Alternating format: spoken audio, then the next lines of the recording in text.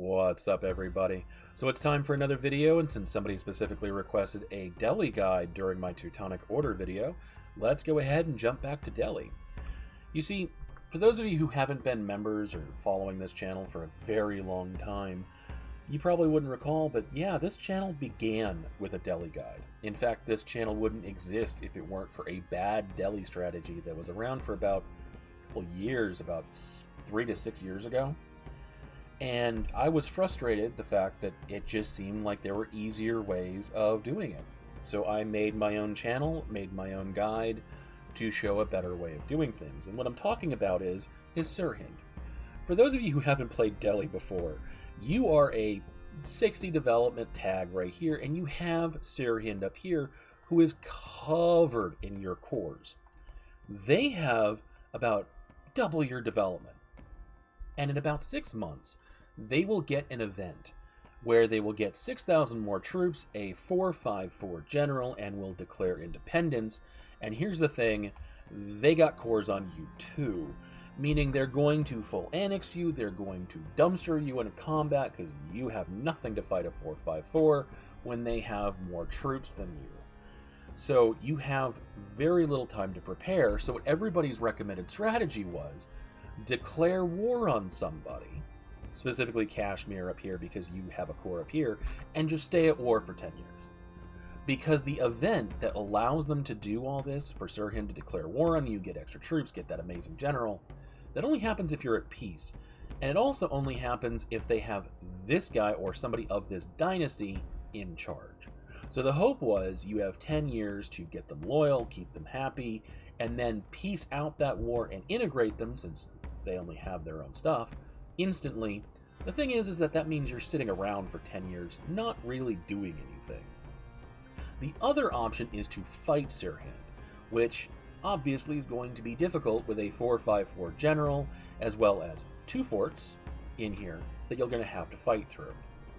I have a better solution, and that's what this guide is for. So while the guide still works from 3 years ago, I'll go ahead and remake it, but let's go ahead and dive right in.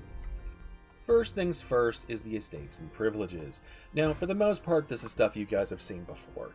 Like with the nobility, we have supremacy over the crown, we have strong duchies, we have expand the fortifications, because cheaper forts are always good, especially since there's a lot of loyalty here, and strong duchies because, well, you have 2 of them, you might as well take it, and it does make them just a little bit less rebellious.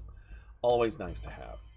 Otherwise, we have religious diplomats for that diplomatic reputation, but then we also have 2 development of temples for the Dharmic provinces as well as the Sunni provinces.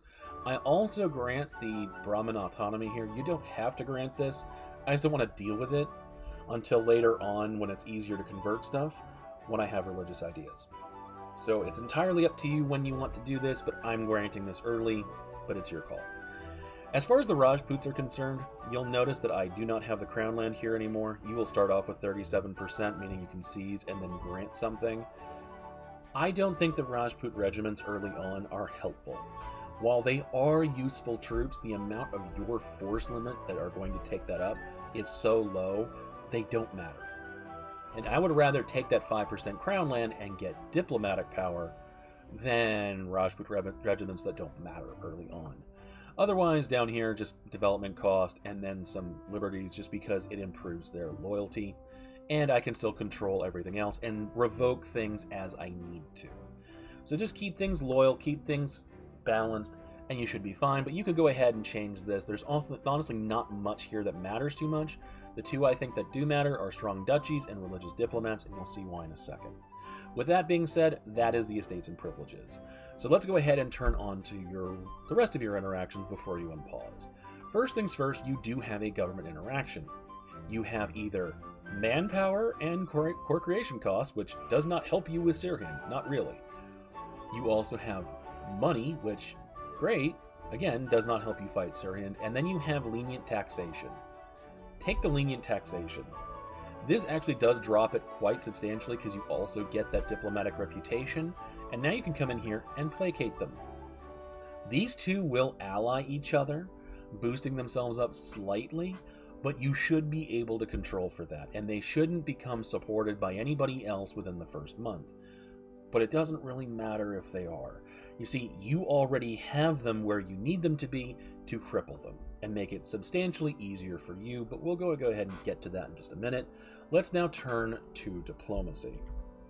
First things first, let's talk about your rivals. You see, I've started this up about 20-30 times just to check the rivals and who they happen to be. Every single time Timurids rivals me, and every single time Jaunpur rivals me. The third one here kind of varies slightly in the fact that I've had about 17 of them be Mewar, and 3 of them be Malwa, so this is actually kind of rare, but this is who it happens to be most of the time. Now that we've done talking about that, if you do have a diplomatic reputation advisor, pick them up just because it makes this slightly easier, but it's not necessary. But you're going to try and get a couple of allies around here, and realistically, they're not going to ally you day one. They want a royal marriage first, so we'll do that first. Hire the free company, it will make it easier to find allies once they're spit out. And then you're going to pick up a royal marriage up here with Mogulistan. I'm so used to calling them Chagatai. And unpause. It'll take a couple of days, people will reset their relations with you and everything else. Once you have people spit out, these guys should be willing to help you out. And that's basically all you're doing for a few days. Now, as far as Sirhind is concerned, I'm going to go ahead and just let it play out because I still want to keep talking while I'm waiting for them, and they realistically shouldn't be supported by anybody by the end of the month. There we go. There's Sind, there's Bengal, Mogulistan, and then I'm going to pick up this guy right here. The reason why, he will take a diplomatic vassalization, which means it's just free land. Free land and free troops that I can use in other things. Move this guy over and attach him up, and then if I can get away with hiring another army, I'm going to do so, but I'm probably just going to end up in debt anyway, so let's just go ahead and hire him. Copy the kanjis right there. This is going to give me enough force to fight Sirhind, but for now, how do I deal with Sirhind themselves? That is the big issue, and to be quite honest, I'm just going to wait for the event to fire because he will not get supported now. I will see you guys in just a second, and we will show you how you make it so they are no longer as big of a threat as they could be. See you in a little bit. And welcome back, everybody. So in the meantime of you guys being gone, I went back and made sure I actually picked everybody up as an ally. I've let my troops consolidate, I've linked them all together, but also I wanted to point out, make sure your ruler and your heir are generals because, well, they both really suck, so you want them to die as fast as possible. But it's time to actually deal with Sirhind. So first things first, their troops, their extra 6,000, are going to spawn here in Sirhind. But that doesn't mean I can't start walking at them. So as you can see here, they will arrive by April 11th. So I'm going to go ahead and unpause and get close to that date so that the moment I unpause, they're in combat. This means that they'll have less time to move their troops from Sirhind province to help support them, which means I might be able to catch them out in 2 separate battles, and that would be very helpful. Now, here's the thing. Again, they have a 4-5-4, which means they're going to punch incredibly hard. And even if I beat them, they'll run back here. I won't be able to pass this fort. They'll recuperate and come back at me multiple times while I'm trying to take out these forts. But I can just come in here, seize land, seize Lahore. Yeah, you're disloyal, but it's not like you're not about to declare on me anyway. So now I have that fort, meaning I can freely chase them down. The moment I click this, they should end up getting an event and declaring war on me. That's exactly what I'm going to do.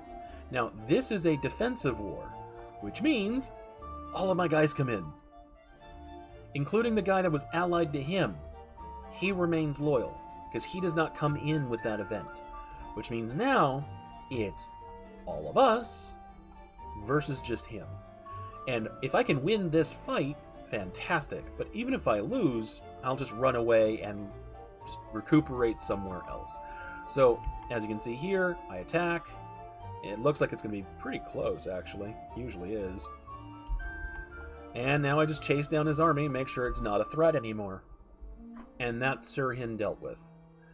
So I'm going to go ahead and let this play out, let my allies siege down one fort, and I will see you guys in a little bit. Welcome back, everybody. So that war is over. After wiping out their army in the north, because they had no morale when I caught them, I just broke everybody back up and sieged everything out quickly, though I let my allies take the fort so they could deal with the attrition, because I don't want to. But now that that's done, I can go ahead and piece them out. Now, I can take all the land here, plus 200 ducats worth of money, though I'm only going to get about 60, because, well, I didn't siege out the fort. Here's the thing. Very, very, very often, Multan will attack Sirhind, meaning that if I choose to re-subjugate them in a small little province in the north up here, which, yes, I do have a core on and I could take it, but it's only 7 development, so I don't necessarily care, I can make this into a defensive war, calling all of my friends in again, and even if he calls in his friends, I don't think Jaunpur alone is going to be able to stop us. So I am absolutely going to do that, and it is up to you if you think it is necessary to do this, but I don't see a reason why I shouldn't punish Multan for trying to take advantage of me smacking this guy around. And there we go. That's that done. So now I have claims on everything and my 1 core, and I'm absolutely going to take as much as I possibly can. So I'm going to go ahead and fight this. I'll see you guys in a little bit, and hopefully they'll call Jaunpur in. And welcome back, everybody. So unfortunately they didn't call anybody else in, but that's fine by me. I'm getting all this land, and I get to move on. And just like that, all the way down there, all of a sudden. So I'm going to go ahead and consolidate my troops, and I'm going to go ahead and keep the rebels down while this stuff cores up, because all of this stuff over here was my core. This stuff is not, which means I'm going to have some difficulty. While I'm waiting for that to happen, time to go after Kashmir, because they also have a core. Usually by now, the Timurids are going to attack them because they're an easy target. In this case, for whatever reason, they're not, which is fine by me, because that means I'm going to charge them. I'm going to take all of them out, and I'll even feed these 2 over to Sirhind just so they can core it up for me, because I'm not going to have a whole lot of admin points. But I will see you guys in a little bit. And welcome back, everybody. So what you've missed so far: I have integrated my first subject, I've then diplomatically vassalized this guy, and I'll start working on Baluchistan, because what happened was my ally Sind attacked them, took all of this, and then decided to rival me, broke his alliance, and so I picked up Gujarat instead. So I'm going after Sind, and I'll try and refeed a vassal Baluchistan all of their land back. But the reason I brought you back at this point is because they finally decided to become disloyal to the Timurids. So while they are being distracted by that, since this guy won't help, this guy won't help, this guy has a whole 8,000 troops and the Timurids are down to 11,000, it's time to go after Afghanistan, because you will have claims on Afghanistan, so it's time to jump in there and take them. So here's the thing, this is not exactly an amazing thing to realize. They shouldn't pose much threat, but this guy up here can definitely come down and help. Just trying not to get caught on a mountain fort, and you should be fine. Because realistically, they shouldn't have enough troops to really pose that big of a danger. In fact, I'm going to use my mercenaries, because I forgot they were mercenaries. With that being said, I'm going to fight this. You're not trying to take everything, but because Afghanistan usually gets consumed by somebody, having at least somewhere where you can spit Afghanistan back out when you want to reconquest in this direction is generally helpful. So I'll see you guys in a little bit. Welcome back, everybody. So a bit of an update on what I'm doing so far. After consolidating and getting rid of Sirhind, I went ahead and vassalized Sind. I was going to go for Baluchistan, but Mewar, who is not allied and was not allied to Baluchistan, attacked Sind. Not only did they take everything over here that was Sind's, they gave almost everything back to Baluchistan, who was about to take a vassalization, and then they decided, wait a minute, I want your stuff. So that's out. So instead I just grabbed Sind and I'm going to feed them back their stuff, which means Mewar is back on the menu. Now, here's the thing. Normally I would have attacked Jaunpur by now. They're usually well before I attack the Timurids, but they allied Mogulistan. It happens sometimes. If they ally somebody, just leave them alone for a bit. Yes, it is a bunch of cores that you would like to have. It's a lot of development. But at the same time, you don't want to be fighting both of these guys. It's just not worth the hassle. So I'm just slowly building up favors so I can break that alliance and jump him, because without that, he really doesn't have anybody else that'll really help him. So I'm going to go after Mawar for now, and as you can see here, since I have my allies, they really don't stand much of a chance. I'm going to take back everything I possibly can, feed my 2 little vassals here some land, because they're going to be integrated in the next couple of years, and we'll proceed from there. Here's the thing, India, if you haven't caught on, is filled with these small little tags everywhere. So even if you don't have the capacity right now, you can just make them spit things out, diplomatically vassalize them, and integrate them using Diplo points. Or you can directly conquer them and use admin points. I'd recommend a strategy that uses both. But with that being said, I'll see you guys in a bit. Just a brief update, so instead of having to use favors, I was able to improve relations enough with Mogulistan to the point where he wasn't willing to defend Jaunpur, and since Malwa is being just wrecked right now by Orissa, yeah, they weren't willing to defend them either, so now this is a, well, very one-sided war. So, just keep an eye on them and eventually they will become vulnerable. I'm going to get my troops together and then I'm going to start pushing on them and get all of my stuff back, because I would love to have these cores. I'll see you guys in a little bit, and again, just slowly integrate your guys while you're expanding using other stuff as well. See you soon. Welcome back, everybody. So this war is finally over. Now, learn from my mistake, because I had to wait to attack Jaunpur, and I attacked Jaunpur in a spur of the moment because they wouldn't be defended by their allies kind of deal. I forgot to improve relations with Bengal before I declared.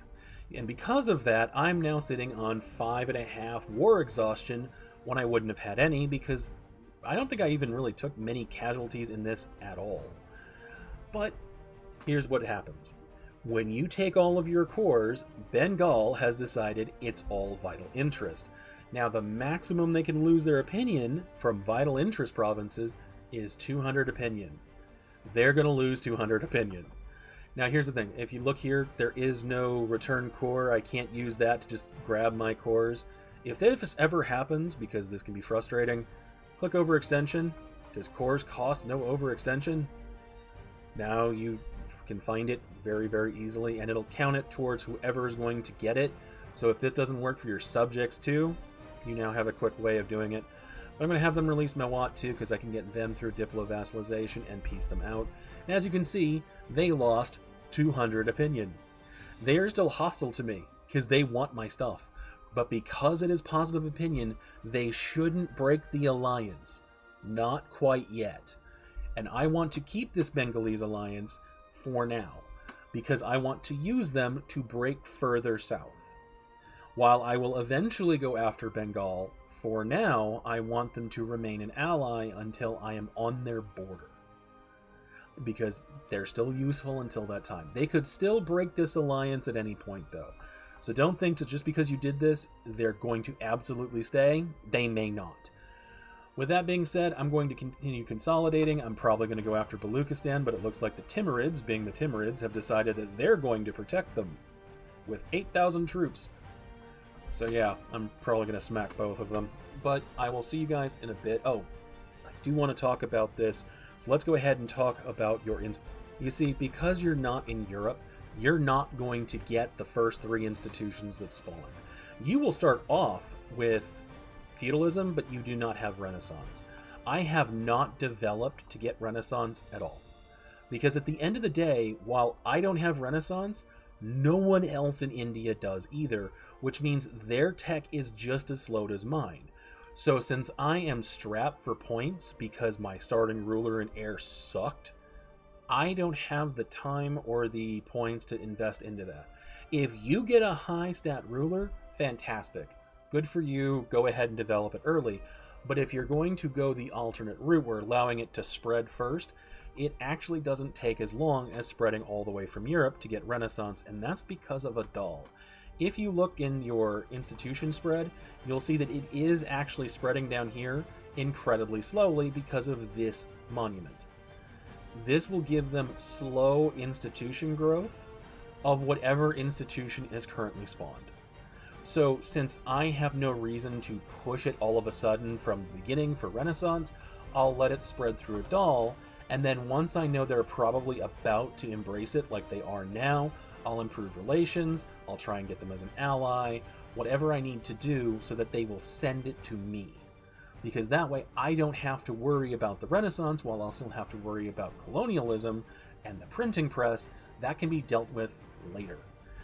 And to help me do that, I'm going infrastructure ideas because A, it'll give me dev cost reduction, and B, it'll get me more governing cost because I'm in India. There's a lot of development here that I'm going to eventually be taking, so that infrastructure will pay off in the long run and in the short run. With that being said, I'm going to go ahead and continue to consolidate. I'll see you guys in a little bit. Welcome back, everybody. So it's been about 130 to 140 years in the game. And the reason I've taken that long to bring you guys back is because there's only a few things left I really feel the urge to discuss, and all of them are mid-game and late game things that you really have to worry about, especially since if you're forming Hindustan, you kind of need to get to tech level 20, which means you're playing into that mid to late game content. So the first thing you need to worry about is, well, Europeans showing up, and that's kind of what I've been mainly waiting for, to show you as like a reference of this is the European showing up, this is how you deal with it, only for them to never show up, because that can just happen. So in the event that they do show up, let's go ahead and discuss it. So the way they'll show up is one of two ways. Either one, the British, French, Spanish, somebody will end up buying a province through Charter Trade Company. Usually doesn't happen with the AI because they don't have that much money. So they'll just suddenly be a Dutch colony here, and now I have to deal with the Dutch. But the one that's more likely to happen is the Portuguese out of Goa over here.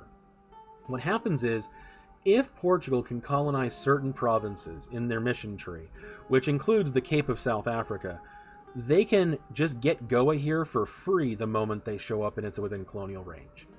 Now, again, they don't always do that. Sometimes they just don't get to the Cape first. And if that happens, that mission just doesn't get completed, so the event doesn't fire, so they don't get Goa. The other option is if it's controlled by a player or one of your vassals, they also don't get Goa. They just get a non-permanent claim. So they don't just magically appear. But if they do appear in your game, remove them as quickly as possible. The reason why is if they just have one province here, just a toehold, the Europeans don't usually put an army here, which means that you'll be able to run in, siege it out, have the war goal, and play completely defensive from that point moving forward. And by doing so, they will have to send a naval invasion from Europe, around Africa, up the Indian Ocean, to then do a naval invasion, and they'll usually try and land it on the war goal. Meaning if you keep an army here, and then just keep an eye out to move your army wherever it needs to go, you should be able to win this. Now, keep in mind, the later the game goes, the more difficult that will be for you. The reason why is because A, unlike you, they don't have to develop as many institutions. So they'll usually have better tech and better units the later the game goes, because Western tech units are generally stronger in the later game than anybody else. And the later it goes, the worse that's going to be. But the second reason is they're going to try and get a larger foothold, and once they have more than one or two provinces, they might station an army here, which means you don't have that advantage of a blitz in and force them to take a naval invasion, which sucks to do, into India, meaning you lose your main advantage. So if you see a European, get rid of them as quickly as you can. While you might not be able to immediately, make that your primary objective, because they are the threat that gets worse the longer you leave them. The other person you should worry about is Ming, who tends to explode. So in my game, Bengal kept allying Ming. So I just left them until Ming started to explode, and then I attacked them during that time, because Ming never showed up. They had too many rebels in their own country to worry about. They're not going to go and actually fight for Bengal. They don't care. So wait until the Age of Reformation, when Ming starts having massive problems. They won't be a threat for long. The other one is the Ottomans, and they're the big threat. And the reason why they're a big threat is because, as you can see, they almost always take quantity ideas and they tend to have extremely high development, which means they just have an absurd amount of soldiers. Not to mention the fact the rest of their idea set makes them very, very, very dangerous. You, on the other hand, should have the same number of troops, but you might not have the same quality level. What you do have is the advantage of terrain. Because they have to go all the way over here to get to anything in Persia, and you have easy enemies that are huge, that are destroying each other, you can jump in and take all of Persia relatively easily than compared to when they actually get there. As you recall, I first took out Afghanistan, just annexed them and re-released them, reconquered their cores. Then I went to one province with Khorasan and reconquered their stuff. By that time, the Timurids were basically just one strip of provinces here and a couple over here. So I forced vassalized them and took their cores back from Fars, Ajam, Transoxiana, etc. So they were huge, and then I spent time integrating them. If you want, if you can get them down to just these provinces over here, that's perfect too, because you can make them a march. And the reason why you do that is because with galleys you can blockade this strait, and then everything the Ottomans send at you is going to come through this mountain pass, and this amount of troops in this mountain pass is going to bleed to death. And if you have this section of land all taken up by a vassal, even if it is sieged out, you're not getting war exhaustion, and you can fall back to a fort line in this mountain range as well. Meaning they have to go through one mountain range that'll bleed them to death, only to bleed to death in a second mountain range, and the entire time you're not taking war exhaustion. In this game I don't have to worry about that, and the reason why is because I was able to pick up allies, namely Poland, who has Lithuania, and Spain, which makes it so the Ottomans don't want to touch me at all. So just keep in mind, using the terrain up here, not only can you force trade into the Persian node, which will make it so you have just tons of money forever, but you can use this mountain range to keep yourself protected, just like the Persians did, from the Ottomans throughout history. That basically covers this guide and how you play Delhi, but before I sign off, I do want to kind of summarize my point about how you play in India, just so it's kind of coherent. So, you need to treat India like you treat Germany, and you need to be worried about aggressive expansion. And the reason why is if you only use the conquest CBs that they're providing to you in your mission tree, you are going to constantly be coalition blocked. This is because the amount of aggressive expansion that you're going to get in India is going to be fairly high. There's a lot of development, there's only a few culture groups, and honestly, you're also fighting into other religions half the time. It tends to spike your aggressive expansion pretty quickly. And that means if you only use admin, you are slowing yourself down substantially. You need to do a rotation between admin and diplo. And how you do that is when you piece somebody out, you either make them return a core to a vassal, or make them spit out a smaller tag. And the way you do those two things is just Gujarat, for example. They were completely taken out by Malwa and Sindh and a couple of other people. I took one province that was Gujarati, released Gujarat, and reconquered or used favors to get back all their land. That only cost me 25% of the normal aggressive expansion as compared to just conquest. But I also have these smaller tags that I can punch out of people. Like right here, this tag got punched out of Vijayanagar. I can just diplomatically vassalize them. By doing so, I'm able to use diplo points to integrate them, but I pay no aggressive expansion. So use your time to expand using admin points to the point where you start seeing plenty of people start to potentially join a coalition.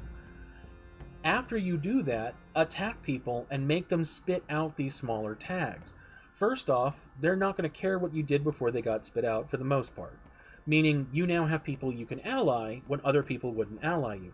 Second, you'll also have people that you can just diplomatically vassalize, and making them spit out tags causes no aggressive expansion. So you're able to weaken your enemy, potentially have allies, or best yet, have the ability to continue to expand using diplo points, allowing you to expand even in the face of people wanting to form a coalition against you, because at a certain point it'll decay, and within that time of decaying you've integrated all your people, so you can expand with admin points again, And then once you start hitting coalition walls again, you switch back to Diplo. Over and over and over again, so you're never falling behind anything, but you're also never ceasing your expansion because a coalition of all of India is allied against you. So just keep rotating back and forth, you guys should be fine. Same tactic I propose that you guys should use in Germany, you should be using in India. But with all that being said, I'll leave it there. Thank you guys for watching this. I hope you guys enjoyed it. If you like this kind of content, like and subscribe. I will absolutely be making more content moving forward. Let me know if there's anything I can do to improve these videos. I'm always looking for it. And if you want to see a specific tag, you gotta let me know. Otherwise, I'm going to be playing whatever I think is interesting and I think you guys might enjoy, or a guide that might be helpful. With that being said, thank you all for watching. Have a wonderful day.